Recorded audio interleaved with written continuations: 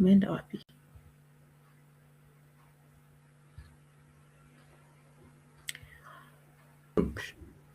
Hi, you disappeared for a second there. Yeah. So, hi everyone. Welcome to Sana Tales podcast. It is called The Writer's Table by Sana Tales. I am June, your host. And today we have a guest. His name is Peter Gatuna, who I met 2 days ago on LinkedIn. And he was like, hey, like this post, something I posted about Sanatels and what we are doing. And he was like, this sounds interesting. And I engaged him up on a pale. And I was like, would you love to become my first ever guest for the podcast? And he was like, yes. So I think that's pretty awesome. And thank you so much, Peter. You're welcome. Thank Sasa you for having tusalimie me. who you are. Tell us a little bit about yourself. Thank you. My name is Peter Gatuna. I'm a long-time writer and founder as well. I have been doing some startup research and development for the last about 10 years now, but in real earnest, the last 5 years. So I'm just about ready for that final push. And for me, this was just perfect timing. And yeah, I wish you all the best. I have a feeling that this is going to be a big thing because we need something like this, really. So yeah, big hopes, fingers crossed. Thank you. Thank you so much. Where are you based? And tell us, what do you do? All right. So I am based in Nairobi. I am a writer. I have been based in a few places. I've moved between Nairobi and Nakuru. So over these 9 years that I've been writing, so yeah, I've moved, but now I'm based in Nairobi, and I'm a writer in every sense of the word. I am a research writer, to be specific, and I'm a founder because I'm an entrepreneur in general as a person. So I launched a business publishing company a couple of years ago, and I have now started the process of bumping it up into something bigger. So the development that I've been doing, that's all about the startup process. Yeah, and that's what I've been doing most of the time. And yeah, now getting ready for the final push in 2026, actually. So it's more. I came to realize that time moves very differently in this business world. So when I say 2026, it's January, February. Yeah, Okay. not the rush that we used to have in those old days. Okay. Kuna vitu mbili umesema. You said you're a research writer, and then you have said that you're a CEO or a founder of a publishing company. So I have questions on both things. Number one, given that Sanatales is becoming a publishing company, which is super interesting because I didn't even know that about you. So we have notes to compare. Maybe you either scare me or encourage me a little bit, as I am also literally behind you. But let's start with the research writer for those ones, because I've been a freelance writer since 2018. That's when I started. And a lot of people come to Okay. me thinking that, because sile tulianza ile when we started, it was the enzi za freelancer, I writer, Upwork, But now I Yes, I kufanyana it online, on.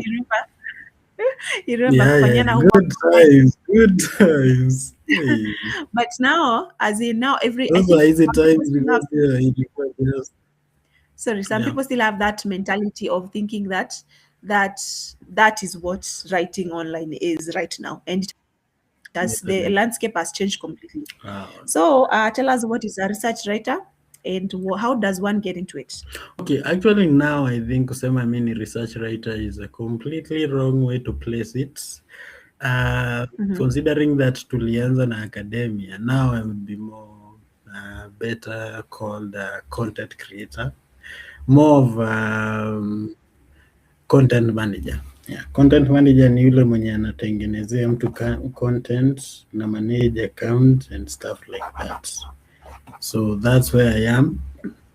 Wakati academy ilifail, that's where I pivoted towards blogging, and when you're in blogging, you're very close to that world where mtu anakupatia tu account you manage, and that's just a different kind of relationship than nilikuanga nayo wakati ilikuanga time ya academia, because then ilikuwa just do this and namalizia. Although even in this content management kuna time yenye inakuanga just when you're an assistant you're supposed to take care of everything, so it's still a different kind of way that una relate na ikifika ni client. Yeah, and so that's what I'm about now, to be more accurate. Okay. So how does one get into it? Incidentally, for me, I wouldn't say I really got into it. It's more like it found me. It is more of those like when you create a platform that you are trying to sell something, some writing, because content management involve a lot of writing. It's just that you have to write, promote, engage, all those. So ukionyesha mtu anataka writing, anataka page yake ikuwe na a lot of content, na naona unaandika. So mine, for me, haikuwa like I didn't even know for real like content management how it works. So it's more like someone who needed the content manager and approach, and then since uko na all the skills, just anakupatia kazi and you proceed with it. So that's how I got into that particular niche, because ako nika niche. Yeah. And mtu utoa wapi clients, by the way? So the LinkedIn yenye tuko, it's the main place where clients mingi nimepata wanatoka. Actually si wengi, all of them, like that's the platform now, because anyone who wants to do anything, kuna job post, kuna just the interactions, utaingia tu kwa page ya mtu. Kama unataka kupata mtu wa kuedit kazi yako, utaenda tu utafuta editors, una approach mmoja unamwambia. So just those interactions. Okay, awesome. All right, now tell us about your publishing company. What's the name?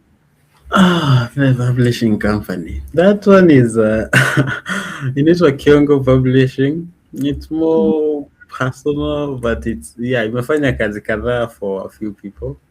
Right now it's very fertile. You know how publishing companies inaformingi, by the way, you stand behind one very good book. So sisi hatujapata that first book yenye inafaa kutu launch.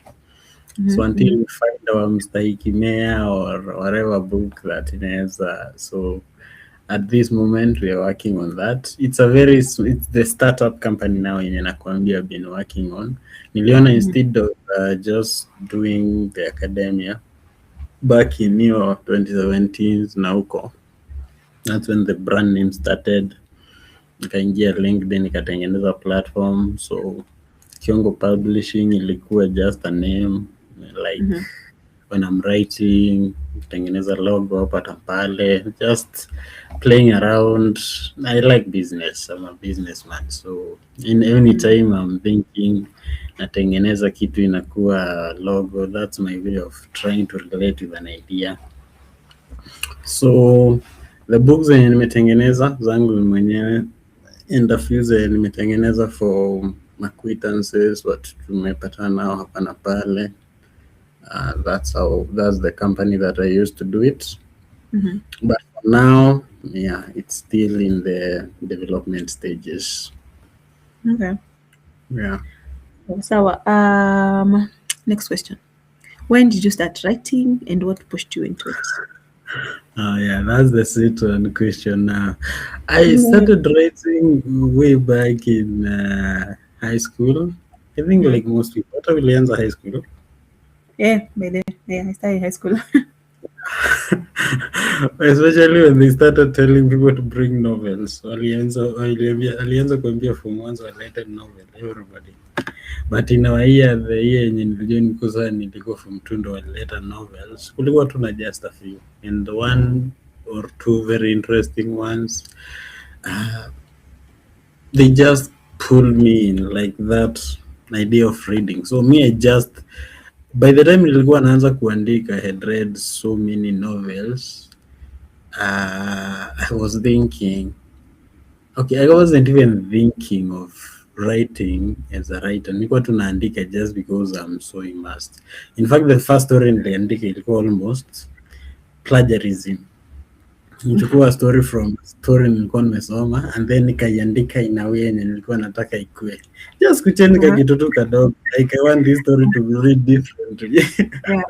Yeah, okay. Then when I was told like couldn't do that, so niko like you have to develop your own things, composition style, lakini ni kubwa nini, nikaona wasi wanaandika tulikuwa wengi. So so I gradually started. Umepotea. Sorry, internet imepotea. Yes, you're back. So that's how I started.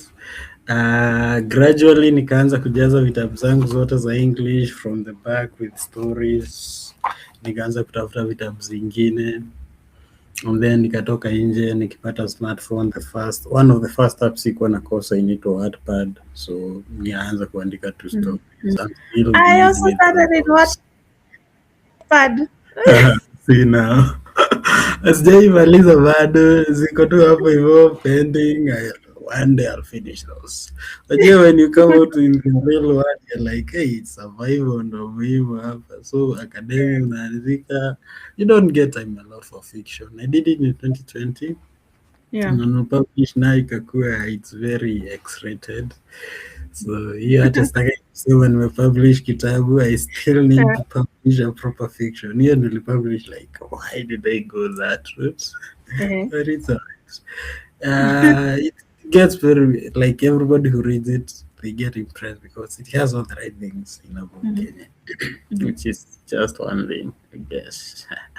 So in this case, we would have used a pen name and then hide behind the pen name. Yeah, I don't know why I didn't even think of things like those. When it was like first book, but I don't know. It was just a weird time, 2020. So yeah, ningetumia pen name, but nienda na my name, my real name. I stand behind my work. I mean, the only thing is you realize that iko hapo, who is reading it? Nobody cares. So just write it. The name doesn't matter. If you don't have all those, maybe millions, hundreds of thousands za kuimarket, just know nobody will read it. So me, I just wanted to have a thing and answer from first to finish because I have a lot of things and answer a lot.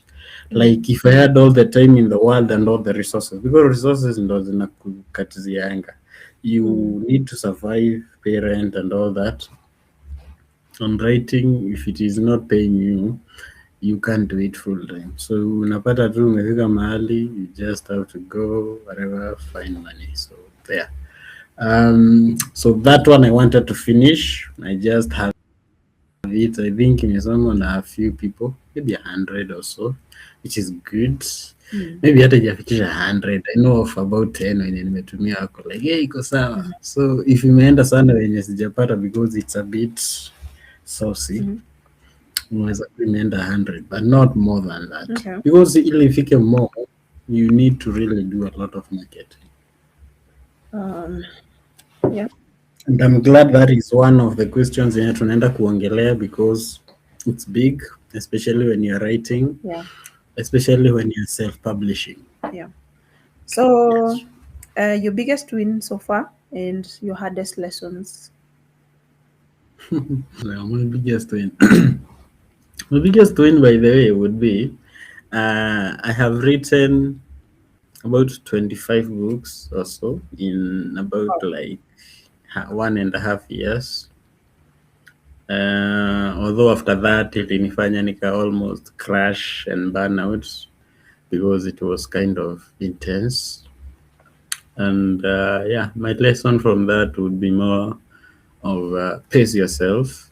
And I guess that phase now, I just had to go through it. Yeah, it was just a lesson more in it's much better when you have the copyright. Yeah, you can get royalties. Genre in your books? Are they your books? Are they yours or for clients? And then what's the genre? No, those were just for clients. They were just research topics ranging from anything to anything. Just yeah, any kind of topic really. You can write about anything really when you have the resources na research.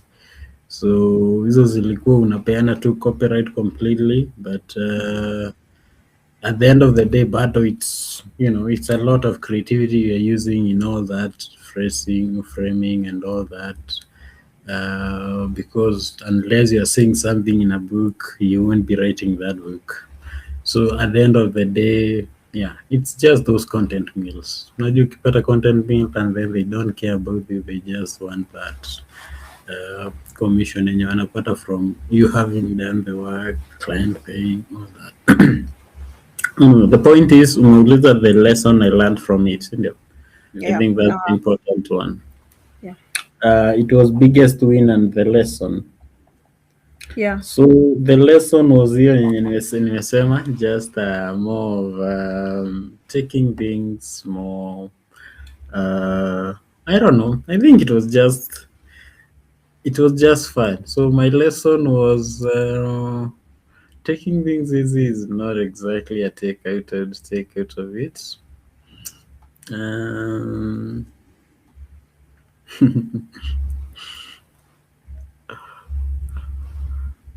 That's it. Okay, that's fine. I'm gonna say ingine. Tuseme tu hiyo basi.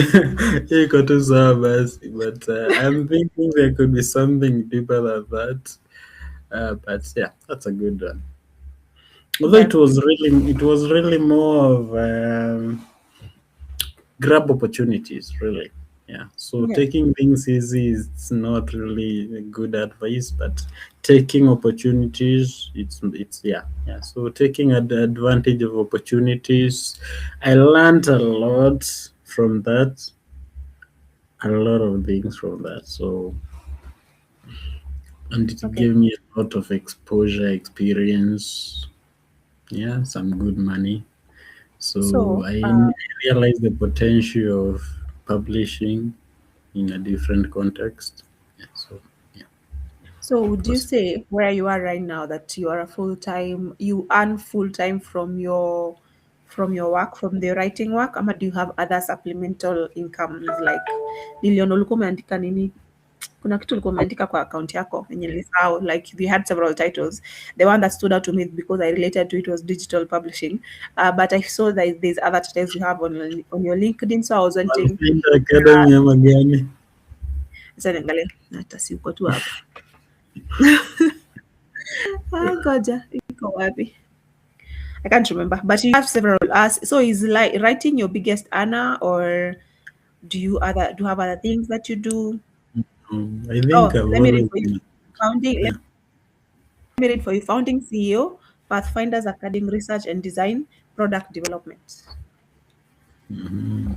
So Pathfinder Academy is the one I'm telling you about launching. So you and you're the fresh off the garage, wacha niseme, hanger, whatever, like meals, press, hot of the press is better way to put it.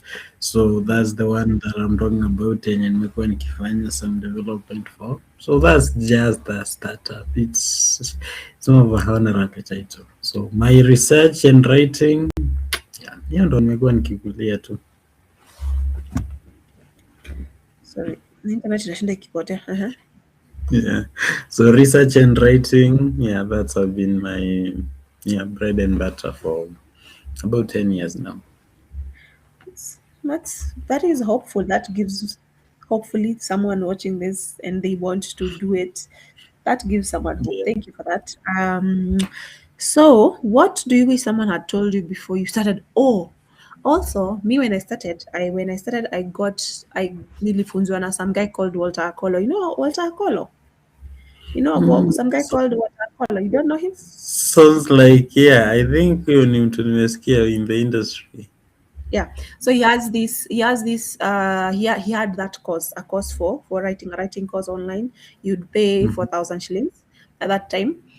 Huyo he's the one who opened the door because I knew nothing, you know. You What just saw a a business idea. fellow. Why are you smiling so Nimemkumbuka hard? sasa, ndo nimemkumbuka sasa. Sa wakati umemention hiyo 4K ndo nimekumbuka. So yeah. That So who did you learn this from someone? Did you learn this from someone? Ama how did you get introduced into yeah. it? So for me nilikuwa a few a few years before you, so I think uliingia wakati ilikuwa imeboom kabisa before 2020 ndo ilianza kuanguka. 2021 actually vizuri, so I think ulikulia vizuri, so mi niliingia 2016. 2018. Mi niliingia 2018. 2018. So 2016 mi nikiingia, they were training you ukifanya kazi because the demand was so high that like walikuwa tu wanataka whoever is available mwenye unajua English, that was the biggest thing. So mi nilijua tu naandika nalipwa at the same time. I don't even remember the girl alikuwa anaitwaje. It was a girl by the way. So 2016 hapo hivyo September, wakati unajua walikuwa wanaenda na semesters wenye zinaenda tu na September to December, and then you know those high seasons, and you know how they went. Yeah, so mi sikuwezi kulipishwa kufunzwa, nilifunzwa tu nikifanya kazi. I got a bit lucky, niliingia before a few years, 2 years exactly, I think, or 1 year exactly, because 2017 tu ilikuwa the whole year. Yeah, otherwise, yeah, it was good times. I think those were some very good times to really enjoy. Patience, Yeah. I think we got in when it was we were in the tuliingia at the right time. You were ahead of me, yes, but even me I think I also got it. It took bado kulikuwa na job. Squeezy nikiingia Upwork hata mchoka tu because there's a period there like 2 years ago I would try to go to Upwork. You bid forever. Do you know ni AI ndo ilireplace ChatGPT, ndo ilireplace watu kazi tulikuwa tunafanya. By the way, that's why you have to pivot. That's why you have to pivot. Yeah. You have to pivot. You have to grow your skills. Even that now that Walter Akolo now barely teaches writing anymore. He's now into marketing. You have to pivot and embrace what's in there, what's on the ground. It's writing anymore. So that GPT can write better than most of us.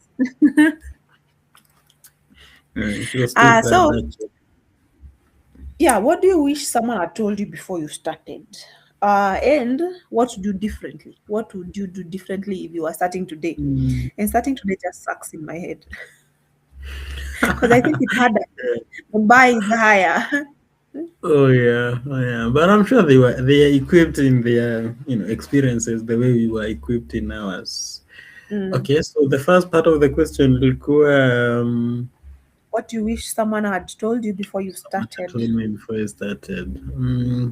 What do I wish someone had told me? To take it easy. I think I wish someone angeniambia relax, chill.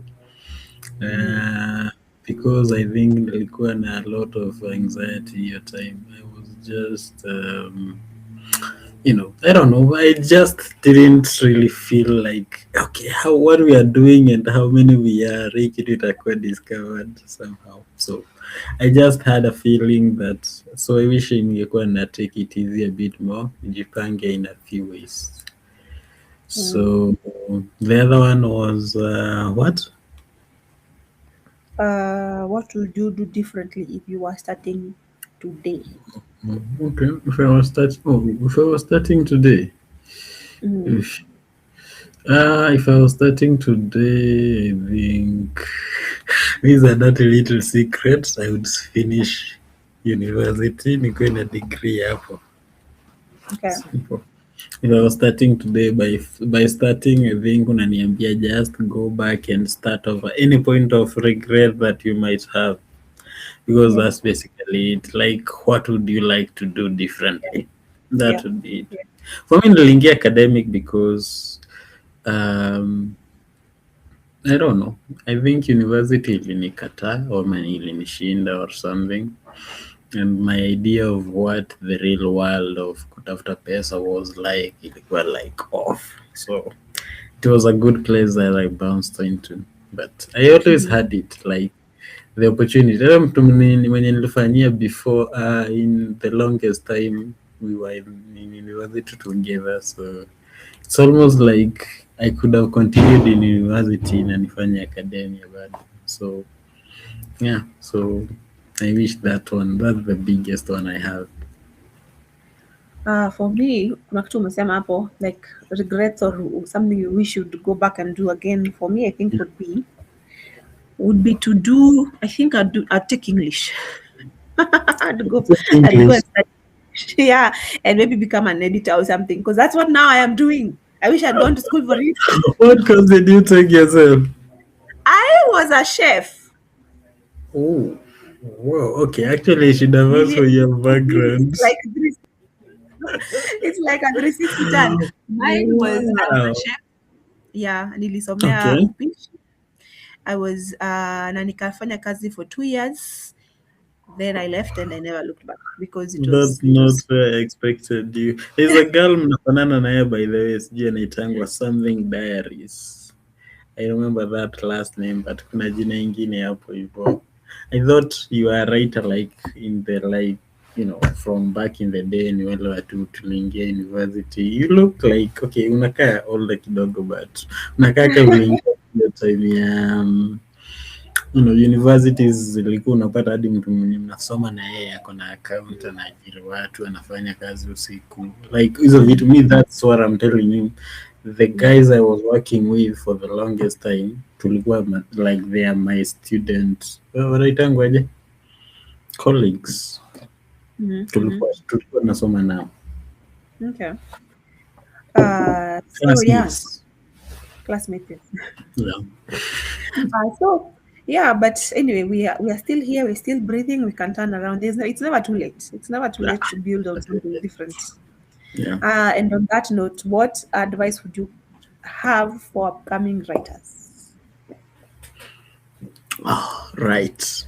That's very simple advice, but it's very hard because even I myself, I'm very guilty of not following that very advice. So I would give advice that I know I am not following, but if you can do that, you can be better than me.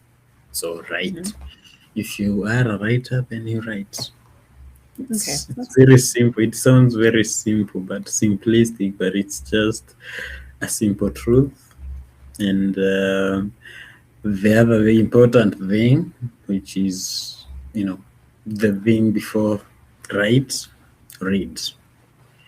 So read more than you write, but write a lot. Yeah, so reading is very important. For me, mtu akiniuliza, by the way, I always tell them read. Hebu soma kwa the a lot. Ili by the time unaenda kuandika hivi, those words unaziona, like your brain has just gotten used to those symbols and in a flow. So you read so much that you just float through the words and then you get the things, and you know, you just write naturally. So that's the thing I would say. You read those so much that you have no option but to write, because the two are synonymous. There's no one without the other one. There's no one. Because when you read so much, you actually start.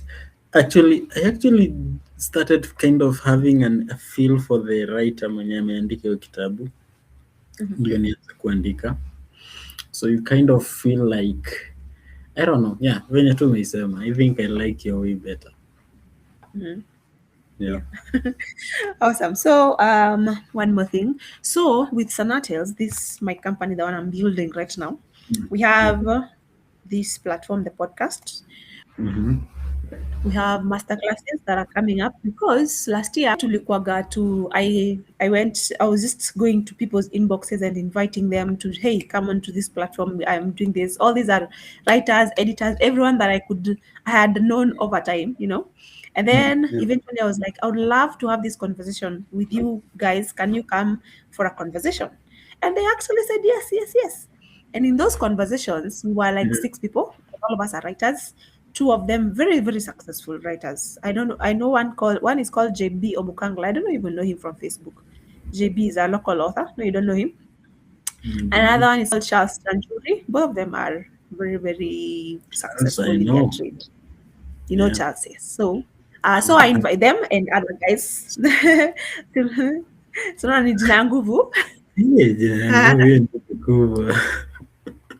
So when I invited them, we had these Yeah. conversations, and we found that there is a real need on the ground for writers to have a community like this, a community where we have conversations, where we learn from one another. So What therefore, Charles, speaking of communities of writers, what about ya Kajetan Boy? Inaitangwa Kenya Community of Writers au inaitangwa aje? iko wapi? Facebook. I think wanakuwa organized sana sana around the museum. I have no idea. See, I have no idea. Who are these? I don't know. Maybe tell me so that I can look for them. Who are they? I'll share. Wacha hata niandike notes sahi, I'll send it to you after this one. Hata mi sikumbuki sahi, I'm just wondering what the 4-1 is in the community. Yeah, so that, and then now when we were doing that, we realized that there is lack of information in terms of, for example, msini kama kila mtu ako isolated kwa kona yake, you figure out to write by yourself, you figure out how to create a book by yourself, things like that. And we barely have any education out here, right? So that's why I am building Sonatels. And so Charles and JB agreed to come and do master classes. We are doing master classes in Feb. So there's that. Or Wait, literally are you telling me that you're having Charles Chanchuri teaching a master class in Sonatels? Yes. Wow. No. Wow, that's a cool. Yeah, your excitement for me now makes me even more excited. Wow. What? So he's doing it. Yeah, he's doing it, and I'm so grateful. Now that you're excited, actually makes me like, oh, okay. Really good. Unalipisha pesa ngapi? Because now I'm feeling like acha tuanze It's not expensive. It is 3K. Imagine. It is not expensive. It's 3K. Alafu it's 6 sessions. 6 sessions. So a weekend, Ama? No, during weekdays from 7:30, like Tuesday. Wednesdays. Tuesday and Thursday. I'll give you a timetable, but from Feb, the second week, I think in 11th hapo ama 13th hapo, around there. So class inaanza saa 1:30 hadi saa 3:30. 3,000. That sounds like something I can try and do. for the whole session. Yeah. Wow. Okay.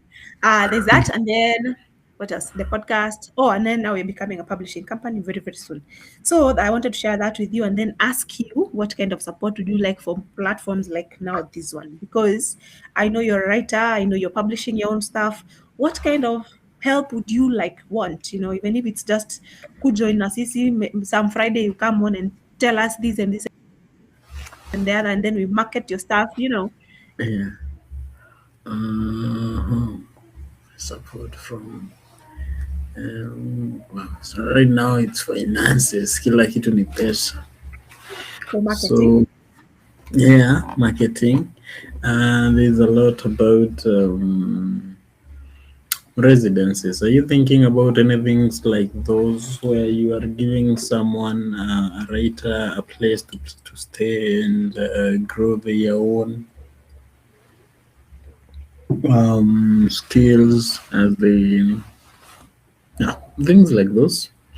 Most of the times writers wanakuanga tu like ni life tu inawapiga, so they are looking for something to fall back on, like ideas inakuanga a bit in my experience at least. If you have an idea, it's very hard for you, or you can try to do it, but it's going to be very hard ultimately. Kusema you are working, tuseme this job, and then uenda home uendika, unless you are really prestigious like in the banking world. But huku chini mjei itakuwa ngumu kiasi in my experience. So these low income jobs, like construction jobs, these like low income jobs, like huku nje tu na hustle. Mjengo jobs, they are the majority of employment jobs in the market, I think. Yeah, so we are still a growing economy, so in a way Yeah. So if you're in a blue, wanaita blue ama white collar, these ones zenye uko kwa ofisi mahali, you White can collar. go, yeah, white collar. You can go a day in the office and you finish and then you just go home. You have like nice sofa, nice furniture, whatever, and you just sit behind your desk, computer, write for 2 hours, 3 hours. Within 1 year, you have a very good book. So it's very possible when you are in a. It's also an income thing to some extent. Mm. So what the industry is lacking, I wouldn't say it's what I want from you per se. It is from you, but it's what the industry as a whole is lacking in Africa. Yeah, it's just financing. So if you had more money floating around, let me say being thrown around as well, because grants, those residences, scholarships. Yeah. And what I'm doing now is I'm going back to high school. That moment of, I don't know how it was for you, by the way. So when you went to, did you go to university? Nilienda Mombasa Polytechnic. So probably that's a university. So the moment of choosing where you're going, that's where I'm going with this. Choosing umemaliza form 4, so unaenda sijui ni college ni uni ni utachukua tu short course somewhere. So that's kind of a place I've taken a bit of an interest in. So the selection, your career, and whatever you are doing, tuseme umemaliza high school. It's always a big thing. I think I didn't know. I don't know if it's going to change. I didn't know, but when I went through it, it was like kind of an ambush. So I took it kind of tunahitaji something. So this is where now I'm selling my wares, what brought me here. So I'm working on this the book. I think if you're going to have a poster of it, I should send you that, so that ikuwe na a bit of a publicity. Hata unaweza kosa kuweka my face, just put that there. Yeah, so I developed a product to help students. Wakati mtu ana select their job, anaweza kuwa na a template to work on where you are going, kama ni in this college, university, whether you should really go to university ama unafaa kwenda college ama ni TVET. And not just that, so maybe you are not yet at the grade yenye unataka kuwa ndo uweze kuenda the school ama kupursue the course yenye ulikuwa unataka. So there's a lot of stuff in there. So it's still at the very finish line. Sai kidogo imebakisha just printing. I'm still working on a few things. How we are What's going it called? to get it. It's called the Career Selection and Exploration Guidebook. It's a roadmap. So it's for mostly for high school students? High school students. But I was hoping inaweza kuwa just all students, like from class 1. But inakusaidia like really practically hapo hivyo pa high school. Oh yeah. I'm laughing because class 1, like the language has to be very different. Actually, there was a point that in a disqualify, it's for graduates. Wacha niseme, because even the way I've used that, I've realized that I'm saying something, but I've written it very specifically for graduates, mtu mwenye anamaliza. So ama hiyo time yenye una prepare for that moment when now you are sitting down for the conversation and now you are saying this is what I want to do, and then you know how it goes. I used to think it was going to be so simple. Then you're facing off against mzae pale, and then anakuuliza swali, and then you're like, what? I thought unafaa tu kuniambia how you're going to do things, kumbe inafaa hizi ni mtihani mwingine tena. Yeah. Naanza kujaribu kujitetea pale, anakuambia no, your career does not make sense, my son. So, so it's a bit of a mix between regret. It's not really regret. I ended up doing something what I wanted at the end of the day. But I know for most people wanakuanga, actually I just don't know. I know like personally watu wenye walikuwa tripped at that point and they have never recovered, because when you lose that momentum inakuwa ni kama your most productive years zimekuwa lost, and if life catches up with you inakuwa like, yeah, that's kind of arrested development in inaendelea hapo. So I thought that it should be taken more seriously. If I could just that, yeah, it should not be just that conversation you have with your parent wakati anakuuliza unaenda college siku gani, ama unaenda kufanya course gani, ama unaenda kuchagua course siku gani, ama unachaguaje. It should be something yenye umefanya so much that by this point anajua, unajua, maybe you have even been to the school or you know where it is. Like it should be more engaging. So that process, it's too isolating for the student when you iko sahi. So that is where I'm working with right now. So the book I've worked on is just to bring this, these things zinafanya just so as if it's nothing. It's like umemaliza unaenda shule. It's not that simple, it's not that easy. So I decided that kitu inafaa ikuwe na a bit more engagement around selecting career, exploring where you're going to do it. Yeah, so I developed a bit of like a small book. Yeah. I love ngoja kidogo tu and guidebook. Okay, and guidebook. Sasa, I love what you're saying because I remember when I was in when I was in high school, academic. So, my teacher, I remember very well, my teacher, the one who was talking to my dad that day. My dad is the one who came to visit me that day. Sorry, just a second. So, yes, upcoming, it's career selection, exploration, guidebook. So, when my dad asked me, what do you want to? Because my grades were very poor, by the way. So he's like, career selection and exploration guidebook, not and guidebook. And guidebook. Just guidebook, not and guidebook. So he asked me, what do you want to do, Amboy? Ukimaliza shule utafanya kukua nini? So you did that in school?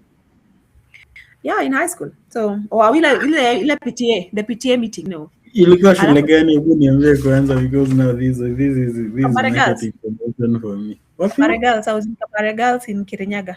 Kabare Girls. Kabare. Kabare. Okay, Kabare. Yes, this key. It is a very good school in Kirinyaga. It used to be school then, always topping or becoming number 2 up with another school over there. Anyway, so he asked me and I was like, I want to become an air hostess. Yeah.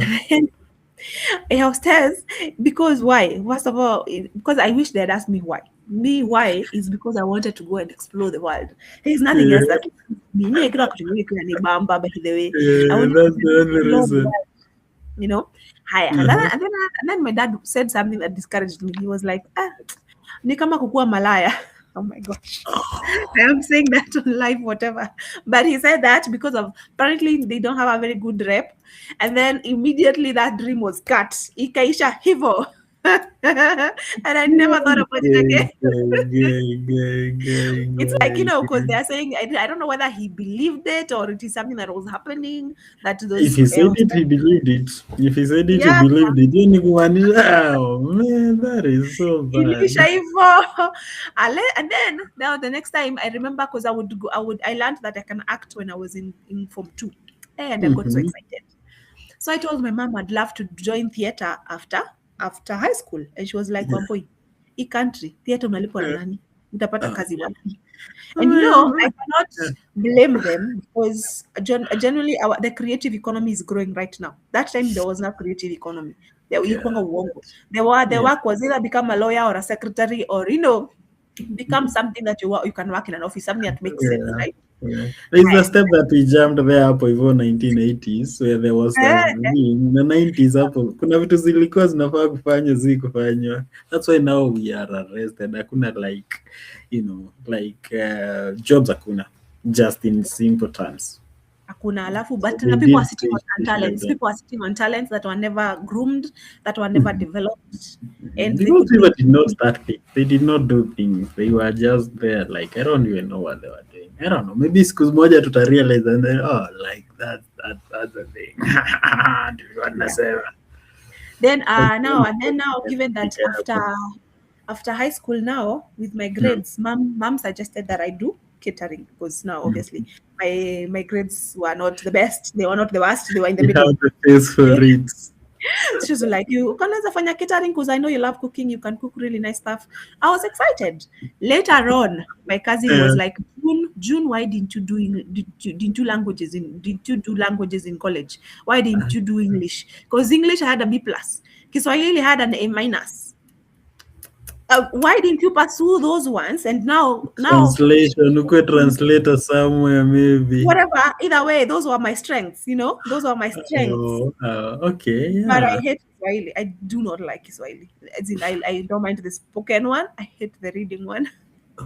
But so I probably would have sucked at it. But so at least I would have pursued something that has to do with English, right? Given that that's what I'm doing right now. So I Diplomacy love. hahitaji ufanye Kiswahili. You like just actually where does Kiswahili factor in? I hardly doubt. Okay, kufanya languages, yes, maybe ukifanya translation, but kwa nini uende ufanye nini translation? So you go become a diplomat. Anyway, so my point is I love what you're doing. I love your book, which I have put down there. It's scrolling. It's Career Selection and Exploration Guidebook for Schools, Yes, because yes. our children need it. We also need to be taught how to introduce this to our children, right? Yes, And yes, okay. we need to erase some stuff our parents did to us. Because we I are don't know if different. I should ask, but I think it's already, I can see already ama sijui nafaa kuwa nakuwa too presumptuous. How many kids ama uko na watoto? Wawili. I have 2 boys. Wameingia shule? What do you mean? I have a grade 8 and a grade 5. Proudly. Wow. You're just like, mama wa Gatwengis. Are you no children or? Me, I'm still there grinding bana. Nyinyi mlisema mtu hadi apate sijui shamba ampei mtoto, mnasema hapana, you won't be able to. Azue kila kitu ya kuhang in case kumeharibika. No worry, utapata. You'll get yours when the time is right. I hope so. Yeah. So yeah, I'm thankful for that. Kitabu yako ikitoka tutarudi hapa, we talk about it. We will come back here and discuss it. Okay, good. So yeah. So, for those people watching, Peter's an upcoming book. His name is Peter Katuna. He has an upcoming book called Career Selection and Exploration Guidebook for Children. Yes. Not for For children learners. necessarily, but for students. Yeah. For learners. For learners, so that you can be children. Pick a career, don't force them into the career you want them to have. Me, I've been told by my child he wants to be a streamer. Sijui tutasaidiana aje hapo. Lakini kuna watu wengi watakuwa in that industry. Oh my goodness. Sasa wenye ISP amekuja hapa juzi. Si ndio ISP? They are able to do those things. They are able to country hop because they are earning all this money. Right? And as we're just sitting down saying, that's not a career, that's not a viable career. This dude has traveled the whole world. And you're saying it's not a viable career. For who? You wonder, like, how did he do it? Try and support your child, you'll see. Yeah. So, what else? Do you have any parting shots, any words of wisdom or something as we close this conversation? Words of wisdom. Okay, I think just the words of wisdom for me would be more like, okay, will you leave that question of what was it exactly? What would you tell yourself? Oops, umeenda wapi? Okay, he's back. You're back. All right. Ndio I would go back to that. ndio ulikuwa Oh, unakuja. the younger this time. Yeah. Okay, so I would go back to that question with Lisa about what would you tell yourself as far as writing goes. So niseme in life in general. So my parting shot in this would be more of I don't know. Why am I going back to take it easy? Okay, no, it's not really take it easy. It's more of it's gonna be harder than you think it is. Actually, that's the discrepancy that you faced. I don't know if you were there, but nikimaliza high school, and actually when I went off campus, I used to think that kupata pesa it's so simple. Like you just start a shop somewhere and the next day umeshaanza expand. I don't know, you have this rosy idea. I don't know if we are communicating hard enough in some situations about the reality, especially down in the, I don't know if it is a class thing, socio-economic, by that I mean. But yeah, I found it, so me ningeenda huko hivyo ningejiambia we jamaa changamka, like open your eyes and things are a lot, adulting is a lot better than you think. Yeah. So it would be that line. Yeah. Awesome. It is harder than we think. Adulting is harder than most people behind us think. Than you think. Because we know. Than when you are So, young, you are teenager, unafikirianga so thank you so much.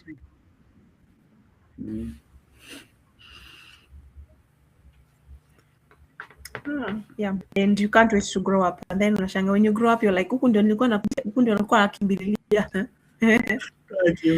So yeah, I don't know, yeah, your internet is a little hanging. Let us end this. Thank you so much. Thank you for the conversation. Thank you so much for being a sport and playing this game with me, and just agreeing to throw caution to the wind and just show up and have a conversation about. Yes. I cannot wait for your book to come out. When it comes out, send me that text, and then we jump on here to talk about it more. Then awesome. Yeah, I cannot wait to see what comes next. I hope to see you on that masterclass in actually, you meet I'll see if you can be that person mwenye natumia, and then we are talking about it when we are reviewing it ukisha receive, because you bought it first. So I'm going to challenge you. All right. I'm back. Hiya. So thank you whoever was watching. I saw people jump in and out, but I hope more will watch when it is published later on in on all the other platforms. Yes. This has been the Writer's Table by Sanatels. See you all soon. Bye-bye. Yeah. So I have ended stream. It is just me and you. How was that? It was nice. It was kind of intense. I think kulikuwa na different atmosphere of you have to be on your mark. But yeah, it was very nice.